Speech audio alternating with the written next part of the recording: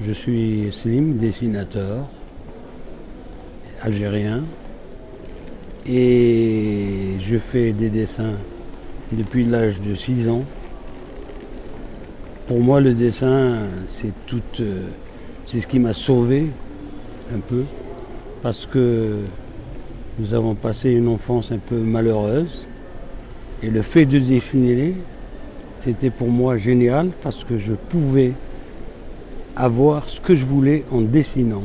Par exemple, à la Noël, on n'avait pas de cadeau, et moi je faisais des dessins je faisais un train électrique, ou alors une voiture de luxe, ou alors... Et puis je racontais des choses, et j'ai remarqué très jeune, déjà même à l'école maternelle, que j'avais une espèce de... Quand je commençais à parler, beaucoup de collègues se mettaient autour de moi et m'écoutaient. J'étais un influenceur de l'époque déjà, avant les influenceurs. Donc j'avais une espèce comment on appelait ça, une espèce d'aura sur... quand je racontais, les gens écoutaient. Et ça a commencé comme ça.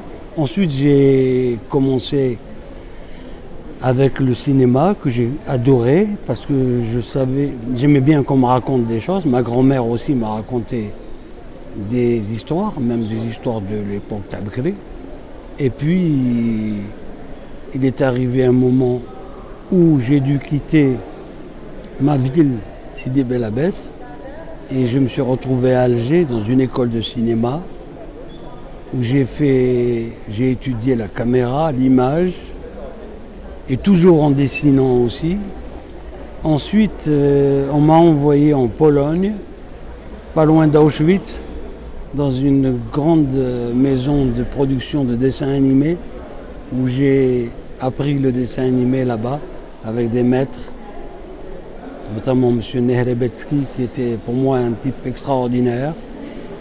Et malheureusement, quand je suis retourné en Algérie, le dessin animé, ça ne correspondait à rien. Ça n'existait pas.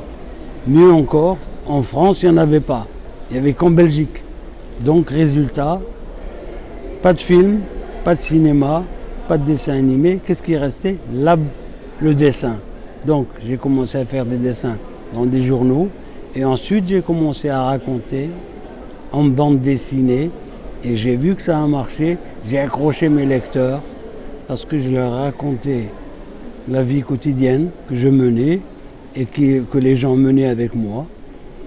Et l'avantage, c'est que j'étais proche des petites gens et les gens me suivaient parce que je passais mon temps dans les cafés et je regardais un peu les gens qui les aimaient BD, comment ils recevaient ça, et je me suis rendu compte que j'avais des choses à dire, mais en même temps que je connaissais la censure, qui était nouveau pour moi. Je ne savais pas que ça existait, la censure. On ne pouvait pas tout dire.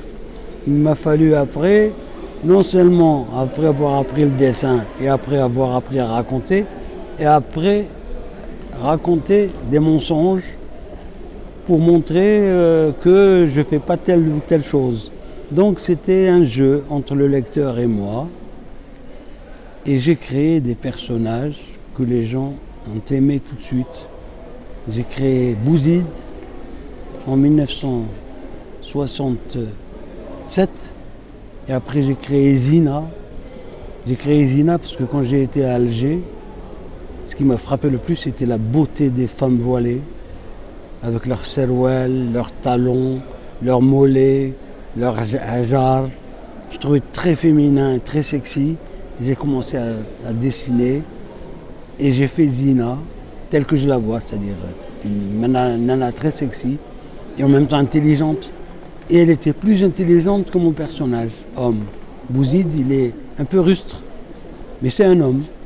Et Zina, elle avait l'intelligence, la beauté et puis l'équilibre, c'est-à-dire elle ralentissait un petit peu les élans de Bouzid qui parfois il était brutal, maintenant, parce que c'est de la BD.